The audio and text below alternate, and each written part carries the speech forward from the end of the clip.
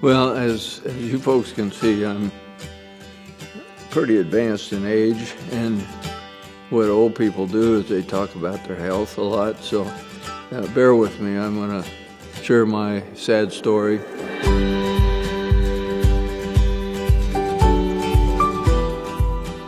About 1985, I thought I had a chest cold.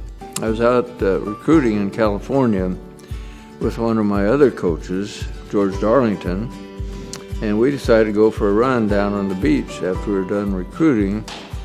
And normally I kind of had to hold back to stay with George. In this case, I was having trouble keeping up with him, and that worried me, so I called Walt Weaver, who was a cardiologist here in Lincoln. I said, I think maybe I ought to get checked over.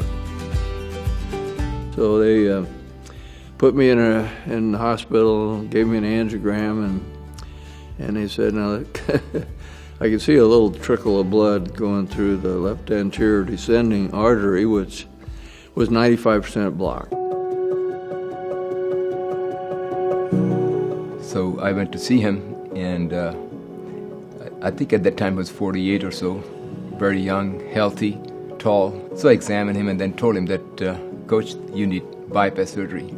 I was really worried at that time because I didn't know if I was going to be able to continue coaching or what was going to happen. Dr. Gangahar operated on me. There was President of Eastern Nebraska, Woody Warner. Woody comes along and puts his arm around my shoulder and says, Doc, let me tell you one thing. If he doesn't do well, you better find some place in Oklahoma because he's not going to coming back to Nebraska. So I had open heart surgery. I was 12 when he had his surgery, and I guess my biggest memory was coming in after the surgery. And back then he had all sorts of tubes coming out of him, and of course he was trying to make recruiting calls from his hospital bed. I think we all knew it was a big deal, and I'm not sure I understood until a little bit later in life kind of how significant that episode was in his life. I think without the advances in heart disease and heart health, I probably would have been a good candidate for a pretty early death.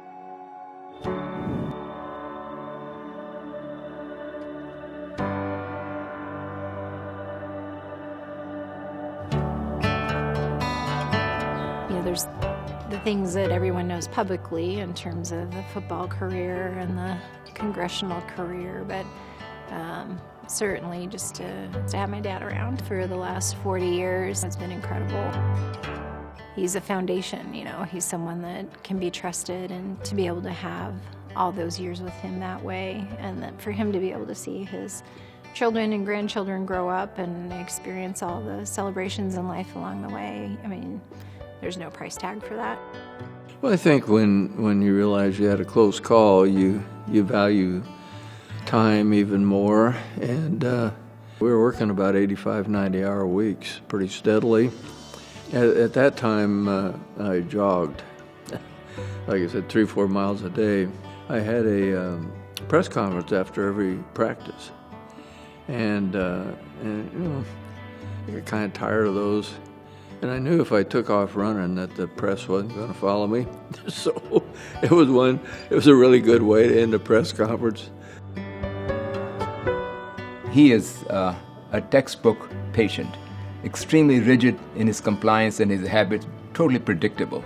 I started seeing him meditating every morning, and that, is something that not a lot of people know that he does, but having that kind of peace, that holistic view of health was certainly a shift for all of us. And so I definitely carried that forward, in all of our lives. And while it was painful on the diet side to start with, it certainly taught us a lot, and kind of how to live life and take good care of yourself in all aspects of life.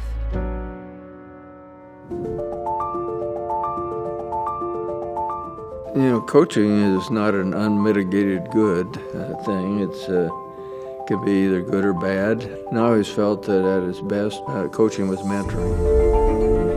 We didn't spend a lot of time talking about football. We spent a lot of time talking about the other things like academics and your spiritual life and your social life and emotional intelligence sort of things. And I think his philosophy was if we had a good handle on all those ancillary things, the football stuff would just follow very naturally. He was trying to prepare us for the game of life. But what Coach did since 1991, when he and Nancy Osborne created Teammates, that will be a legacy beyond his times, beyond football memory. We're serving close to 10,000 kids, and what that means for their future is just tremendous. At the time of his surgery, Teammates was not in existence yet, so it would not have probably happened.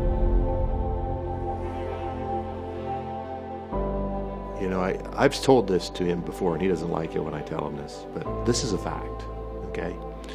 If you remove Tom Osborne's experience in 25 years as a head coach here, I'm not sure where the University of Nebraska is right now. What separates us from some of the other smaller population states in our region?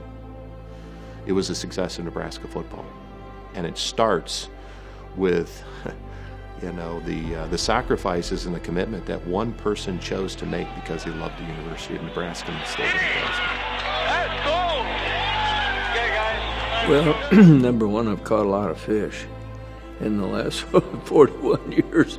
It's been hard on the fish, but it's been good for me. But the opportunity to see my kids grow up, that's been important to my family, to my wife certainly.